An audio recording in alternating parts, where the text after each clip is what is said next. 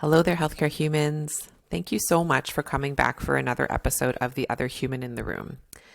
So, today I want to share a personal story of something that I've been kind of working through and going through in my life. And I guess you'll have seen the title of the podcast, so you'll know. I recently, I think it was a month ago now, decided to stop drinking caffeine. And I kind of want to talk to you a bit about why I did that. I do want, just like upfront, want to say this is not going to be an episode where I try and like convince you to quit caffeine or even say that caffeine is like bad for you. I have a strong aversion to people telling other people that food is bad for them or any kind of activity is bad for them at this point, honestly, other than like murdering people. Guys, murdering people is bad for you, okay? So that one's definitely on the list. But like beyond that, I feel like there's so much like, I mean, it's like all marketing, isn't it? Or like there's just so many ways where you're like, are you sure that's good for you? Or I've heard the newest magazine article says that this is bad for you. What's in, what's out? Like it's like this whole churning judgment of what we put in our bodies and how we treat our bodies. And I'm just like not here for any of it. So me telling you my story of why and how and what happened when I quit caffeine is not about if you should drink caffeine or not at all. Right? Okay. So I just want to say that up front because anyway, I just said why. So, basically the background is, for the last few months, I've been working with, a new coach, and her name's Jamie Lee Finch. She's great. You should definitely look her up. And she's an embodiment coach. And I've talked about embodiment a couple times on the podcast. Actually, Jamie is, like a friend and colleague of Hillary McBride, who I interviewed on this podcast about embodiment. And it was sort of the two of them through other podcasts they've been on that I kind of learned about the term embodiment. And when I heard that Jamie was opening like her private practice again, I like jumped on the opportunity right away. Because the thing I like about the way that Jamie talks about embodiment is she talks about it very explicitly that your body is a person. Like that's the thing she says a lot. Like I think she calls the name of her method like personified embodiment, I believe. I am not butchering that. And when you're in sessions with her, she talks about how like there's her, she thinks of herself as like a person, and then her body, which she thinks of as like almost like a different person who obviously they're in a very intimate relationship with each other because they're with each other all the time. And then the same with me. So like there's me, Joan, this idea, whether you want to think of it as a soul or just a consciousness or something, but there's like me, Joan, and then there's my body. And the whole point of this kind of coaching is to kind of reintegrate and heal your relationship with your body. And not in this like one-sided direction of like, I love my body, but actually like feeling what your body has to say to you and listening and then talking back.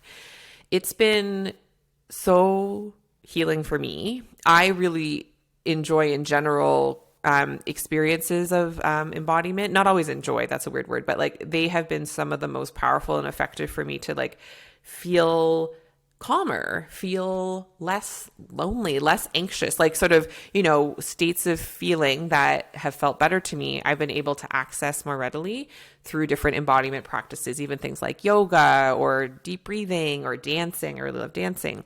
But this has taken it to a different level where like now, my body has she, her pronouns is what I've discovered. And so do I. And so that's a nice match. And so but talking about her, my body as a her, and, times where I'm feeling a lot of sensations, tuning in and sort of asking her like, hey, what's going on? And then like listening to what she's trying to say to me through sensations. It's not like I hear a voice from my body, guys. It's not like a hallucination situation, but it is like a deep sense of knowing of what she might be trying to say and then kind of having a conversation with her. It just feels really good. There was like a minute, I just had this thing pop into my head to like couch this all as like, maybe this all sounds very out there, but I'm even not going to do that. I'm just not going to do that because especially talking to all of you who are people who work with other bodies, who work in healthcare, I think a lot of times we think that maybe speaking this way, where we're talking about talking to our bodies, or like there's these things we even consider like alternative medicine or whatever. And there's this apparently very clear line of what is in our bounds and what's like woo or whatever. And that, I just think that whole idea that there's a line there is really an inhuman story. I think that really, especially this idea of embodiment is something that it's really a tragedy that we are not taught this way, and we're not taught more explicitly to think of ourselves as human bodies. And that when we're in a room with a patient, there's sort of the idea of me and the idea of them that are talking to each other kind of consciously, but there's also the fact that there's two bodies in the room, and how are those two bodies reacting to each other? Like, this isn't like bizarre theory. This is sort of the science, right? This is science, just to say. And so anyway, I just want to, that was me talking back to myself about why I'm not going to couch this all as something bizarre or strange. It's not. It's actually more real. It's more accurate and detailed, and a fuller picture of what's always happening. Anytime we're, well, even by ourselves in the room, there's always, it's an interesting way to frame it. If there's two of you in the room, there's you, the conscious you, and then there's your body and what he, she, they may have to say, And so out of that, sort of listening to my body more, and also preparing, because soon, at the end of this week, if I actually set it all up correctly on the podcast, I am planning to release a course that I made last year about rest. And so I was thinking more about rest and then tuning into my body more. And one of the great times to tune into your body more is when you're resting, because you're not doing anything else, right? So I was noticing this sort of phenomenon happening with my body when it came to drinking caffeine. So before this month, I drank maybe like usually at least 2, maybe 3 cups of like very strongly steeped tea every day. I have not found that coffee in me, I already knew was like a no-go. I think I'm like low level anxious all the time is like my nervous system. And so when I put caffeine in there, it was like, it was like way too much, and I would feel like sweaty and palpitations, and I would feel kind of sick. The only time I've ever drank caffeine was on my like internal medicine clerkship rotation, where you're just like constantly on call and sleep deprived, and I felt so sick and my stomach felt horrible, and it was not a good scene. But especially after having kids, I did start drinking daily, start drinking black tea. Like my favorite's Earl Grey, and what I do is like have a bunch of it steeping in a teapot, and I would just leave it in. So it was like super, super steeped, pretty intense. I don't know the caffeine amounts, but it would feel intense. And I would notice, like I would drink it and almost immediately feel this sort of surge of energy, which some portion of it was absolutely kind of predictive placebo, wasn't it? Because like if it's hitting my lips, how can the caffeine already like be in my bloodstream? Must not have been, right? But I'd feel generally like this surge of energy. But especially recently, maybe because like life has been chaotic in some ways, but more time for rest in other ways, I noticed I'd get this huge then like crash and like dip later in the day where I'd feel way more tired. And it was getting like closer and closer to the time I was even just drinking the tea at all. So I thought about like, what would happen if I just stopped drinking this altogether? Like, would I feel worse? Would I feel better? And so I decided to try. And I think this is not the way you're supposed to do it. And I feel like I'm pretty sure they taught us like taper it off slowly. Otherwise you get like a caffeine withdrawal headache, but I just like stopped. And I did get a bit of a headache for a few days, like tension headaches more readily. But the main thing I noticed, maybe not shockingly, I noticed being tired more often. But the thing that was interesting is because I was doing it on purpose, and because I have been, just like unshaming and freeing the stories I used to tell myself about anything that my body was telling me, like any feeling, physical sensation I had, and especially around the idea of being tired, that being tired is not necessarily bad. Being tired doesn't mean anything's gone wrong. Like being tired is just like one of the states that we are going to be in as a human being with a human body.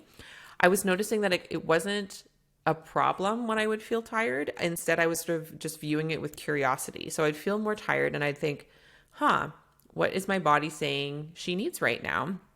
And it was usually, can you guess? Rest. Like it's pretty clear. Just like when I feel hungry, what does my body need right now? Usually food. And so same with fatigue. But it was interesting. Like sometimes it would be physical rest where like, oh, I've actually been walking around all day, better sit down. But also most of the time it was sort of emotional or mental rest. Like my body would be saying like, basically like, Joan, you've been like looking at social media or thinking hard about a problem or talking to people for like several hours straight. We need to like take a mental break. And so I would like disengage and kind of like take a few deep breaths and kind of let my mind instead wander. And then she would feel good. Then her energy would come back. Like I used to think that I needed to drink that caffeine to get this big boost. And that is what would happen. But it was so interesting when I kind of took away the opportunity to get a big boost from the outside that way. Instead, I started to be more in tune with the fact that my body has its regular rhythms of like, time to take a break. Okay, now I'm feeling better. Do you want to go back and do something? Like when I stopped interrupting my body's patterns of what it would want to do anyway, it was really interesting to just follow them instead. And so the other thing I really learned in clearer detail is like, the way that healthcare is set up is not set up for body rhythms at all. And that's like the least shocking discovery, right? I think we all know that. And in family medicine, like in some ways you think, oh, I'm not in the chaos of like a hospital setting. People aren't like coding around me all the time. I have control over my schedule. So if anything, it should be that I feel more relaxed or calm. But if you are in family medicine or any kind of like outpatient medicine, I think you will know, like we have this internalized grind. Like you have to be seeing, and it comes from the old sort of fee for service mentality that's old to me, depending on where you work. Maybe you're still like the idea that we all were trained that we should be booking people every even 15 minutes. Like honestly, like depending on the kind of medicine you do, it can feel pretty absurd to think you can kind of go from start to finish in 15 minutes, depending on the issue, right? But I know in some settings, like I was talking with a friend who used to work at an ophthalmologist office where they were actually like told to double book every 5 minutes, 2 patients at this exact same time, and then another 2 patients at the exact same time, 5 minutes later, all day. What? Like that's, when you really think about that, that's always absurd, right? And there's something about now that I think I've also just, whether it was the caffeine quitting or not, like I've been really paying attention to my body and like the pace that it wants to work at, which is just a revolutionary thing to consider. It might feel kind of scary to consider because you're like, I don't have a choice. I have to just keep grinding forever. But the thing that I've learned is like, what if you don't? And that was this time I'm like, what would it look like? Would I just feel like I could only see 1 patient a day? That was the fear. Like, if I really tune into my body, will I feel like I can only see 1 patient a day and I'll have to just like give up on medicine? And I found that answer was no. In fact, actually for me, every 15 to 30 minutes is not bad. Because if anything, it just sets, instead of thinking like I have to do as much as possible for each patient and then somehow cram it into 15 minutes, without the kind of added like, gasoline on the fire that caffeine was like making my brain kind of churn at this higher rate. It made it easier for me to realize that's all that I've got brain space, much time for to do today. So it actually made it easier for me to start setting even more firm limits. A patient would present their 5th issue of the 15-minute appointment. I'd say, definitely, we don't have time for that. And because my brain would just be like, nope. And it's been so interesting, like to see, first of all, that our healthcare system is set up to like, pretend time isn't real. And that's tricky. And the expectations that we put on ourselves of how we're supposed to accomplish all the things in this tiny slice of time, just also so fascinating and so inhuman and so impossible, right? And then underneath, so now my brain is working at, I don't want to say slower pace, but like less accelerated pace, like instead it's just sort of working at the pace that it wants to work at, including times of like tons of bursts of energy anyway, but that are kind of from me out of, you could say more natural motivation, not saying, not natural. I'm not getting into like natural foods or No, that's not what I mean. I just mean like my own genuine, authentic motivation versus because I drank something that like simulates motivation, you know? So I'd have bursts of those energy, and then I had periods of like lulls, and and I would invite myself to just sit with those lulls and say, okay, I'm gonna take a breath. Oh, I'm gonna go have a bathroom break. I'm gonna go sit at the back. Actually, I know a patient's waiting for me, but I'm just gonna sit and like be with myself for a minute, and then I'm gonna go. And nobody died when I did that. In fact, I found I was more effective in the rooms with people. I was better able to connect because I wasn't rushing. That's like the main thing that I would say quitting caffeine has shown me, is how much I am invited and how much I've been conditioned to rush. And so, and doesn't it make sense then that I would drink caffeine because it helps me rush, because it helps me stay at a faster pace. But now that I've like eliminated this one variable, it's clear to me like, what happens if I stop rushing? What if I allow things to take the exact time they take? What's inside of me that would object to that, you know? And yeah, it's been super interesting to like watch myself through that process. I haven't really changed my schedule, but I have changed how I approach each visit. And I've been able to come at each visit with more of a sense of just like clarity about exactly when I've had enough and it's time to move on. And that's been very freeing.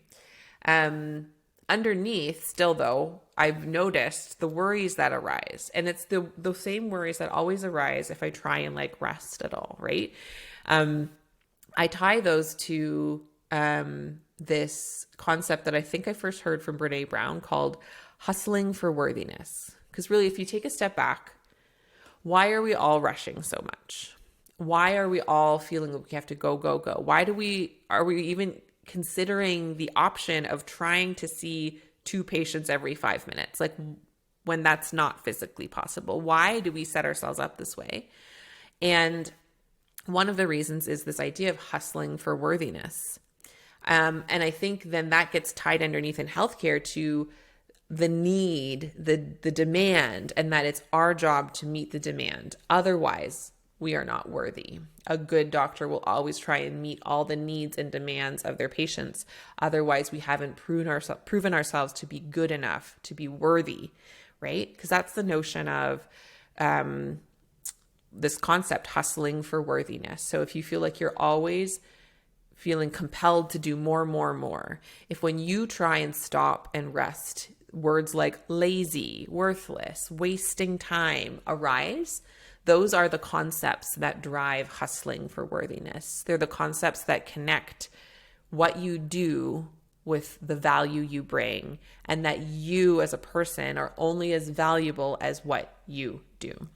That and that's a paradigm that we've all been kind of conditioned into, right? Even before medicine, especially those of us that are socialized in like the overlord, like maybe not, certainly non-white, non-male, non-hetero, like all those dominant identities, like often then we have extra layers of stories of I'm only as good as what I give to others. I'm only as worthy as what I offer to other people.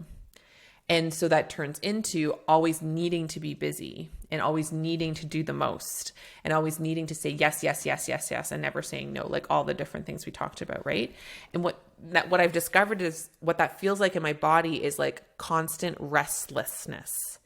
I cannot rest because it is a sin to rest. It's bad to rest. Idle hands. That's actually in the Bible a little bit, isn't it? That you're not supposed to rest.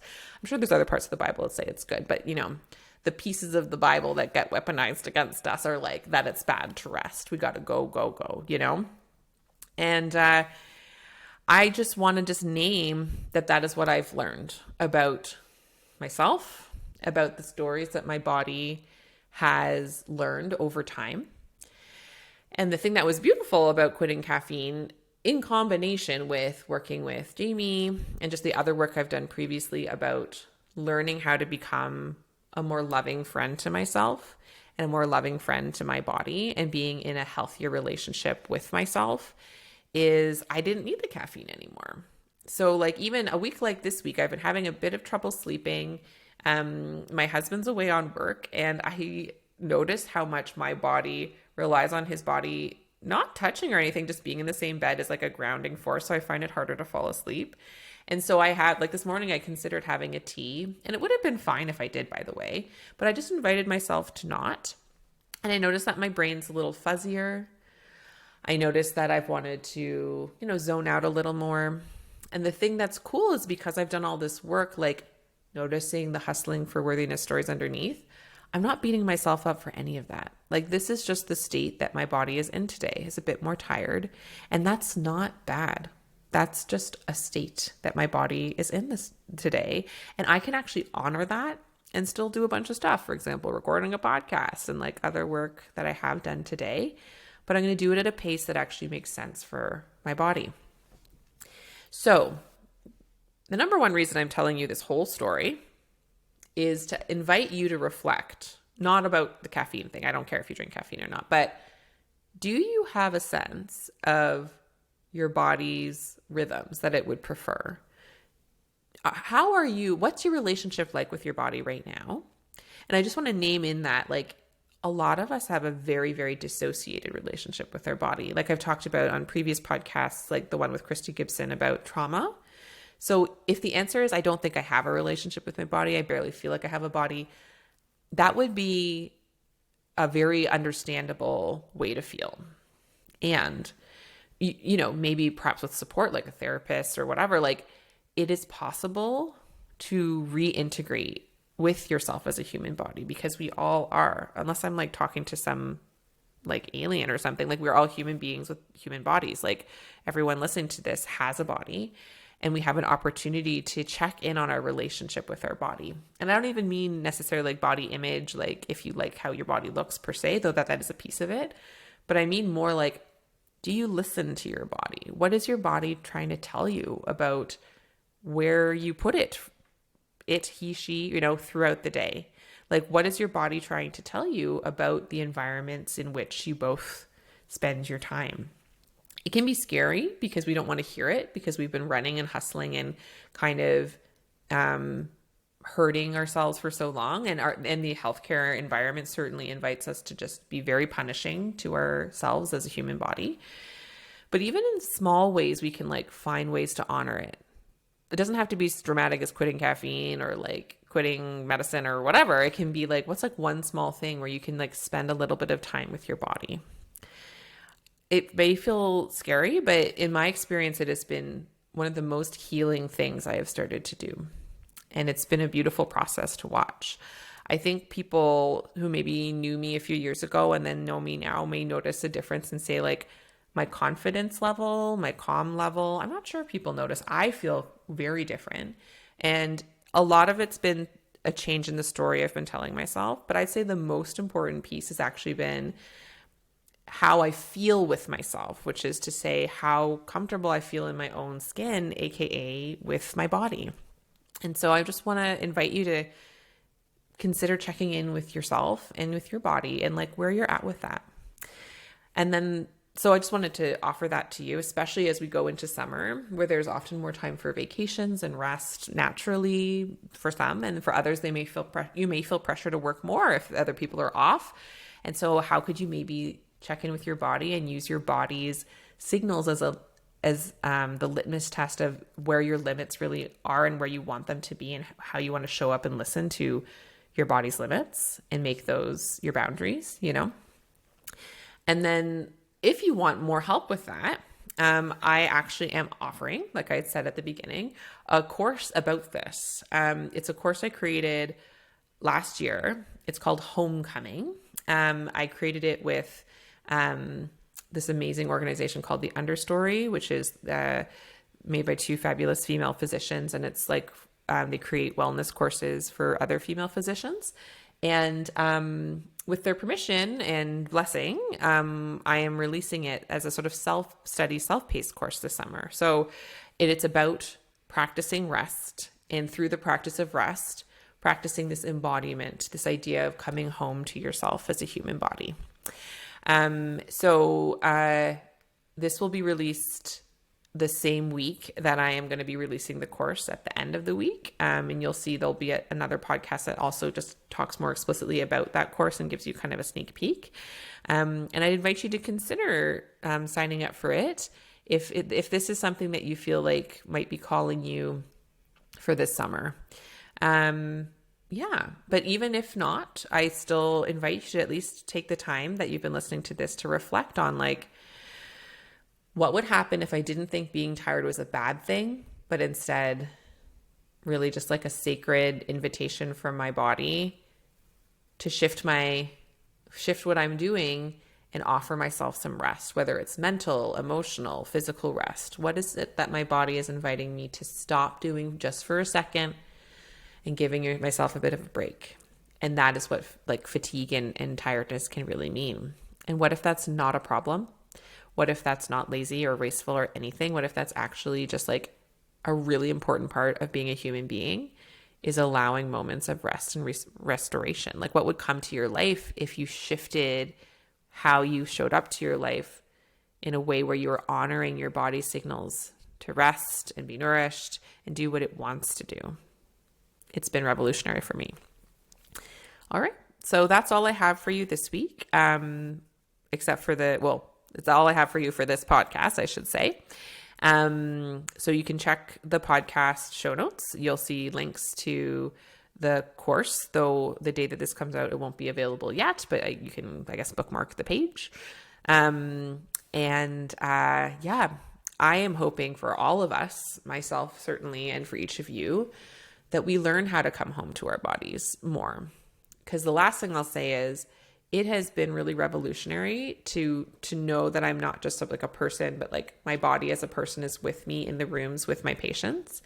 And I have noticed it has shifted my ability to care for them, including sometimes, this may sound strange, but I swear sometimes my body has an idea of how I could care for the other person better. And now that I'm in more deeper relationship with them, sometimes I like name that out loud, or I talk about their bodies with them. And it's totally changed how I practice medicine, just to say it in a very overarching, strident way. So if you'd like to check that out and see if that could be a cool way you shift how you practice medicine, is bringing your body into it more, one place to start would be checking out Homecoming. And yeah, grateful to all of you, and hope you and your human bodies have a great week.